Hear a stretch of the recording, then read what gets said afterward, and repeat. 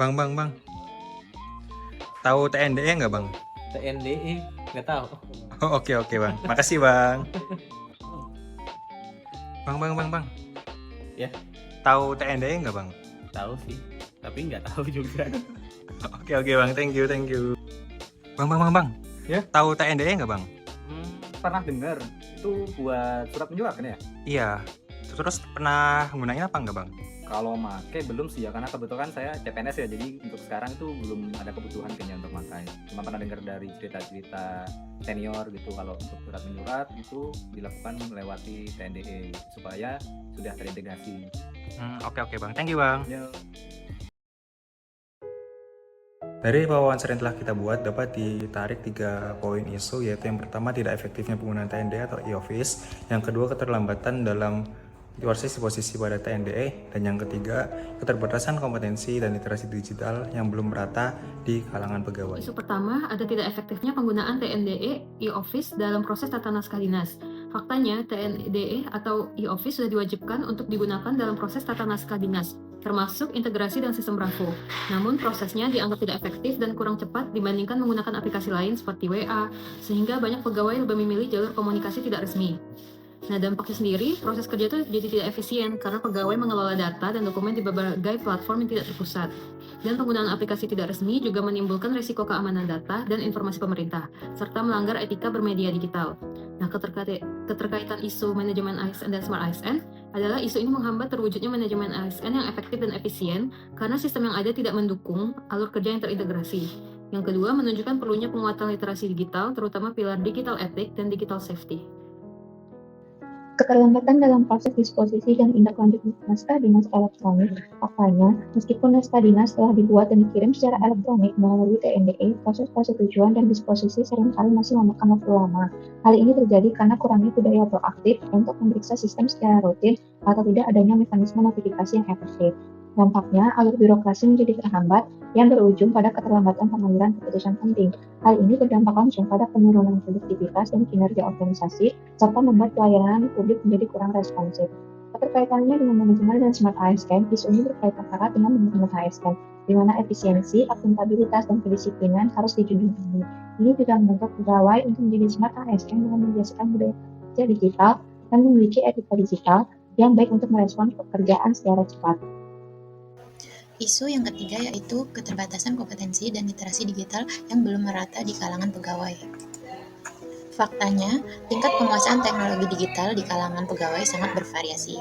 Bahkan, masih banyak yang tidak tahu apa itu TNDE Office, sehingga tidak tahu cara mengakses ataupun menggunakannya untuk pekerjaan sehari-hari. Adapun dampak yang terjadi apabila hal ini terus terjadi yaitu akan adanya kesenjangan pengetahuan yang serius dalam alur kerja digital. Proses administrasi tidak dapat berjalan secara digital seutuhnya karena beberapa pegawai tidak terlibat yang menghambat efisiensi dan transparansi di dalam organisasi.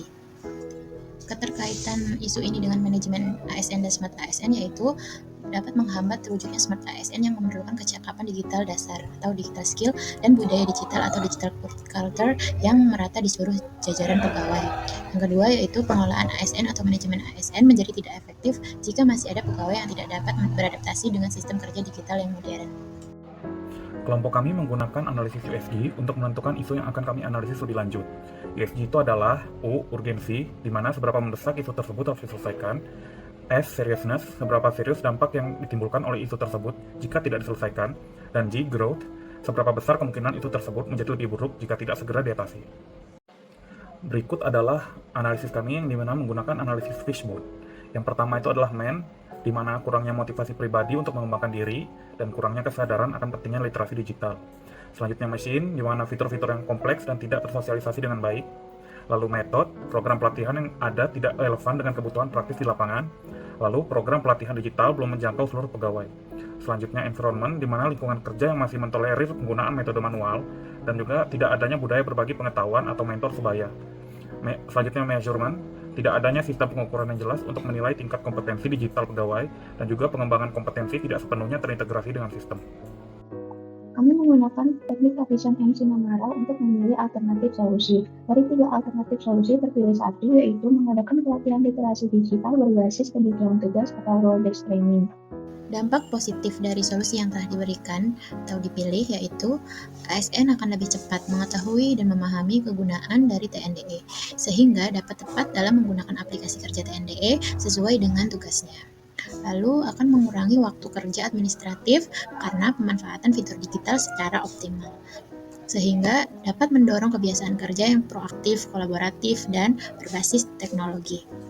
Mengenai isu yang saat ini ada di sekitar kita mengenai tentang digitalisasi, kita harus sadar bahwasanya kita sebagai aparatur sipil negara yang pertama itu harus proaktif dalam pengembangan diri, di mana kita tidak hanya menunggu pelatihan tetapi juga secara mandiri meningkatkan literasi digital, baik melalui platform-platform media sosial ataupun melalui komunikasi diskusi dengan kementerian atau lembaga lain atau bahkan perusahaan swasta yang sudah melakukan digitalisasi terlebih dahulu.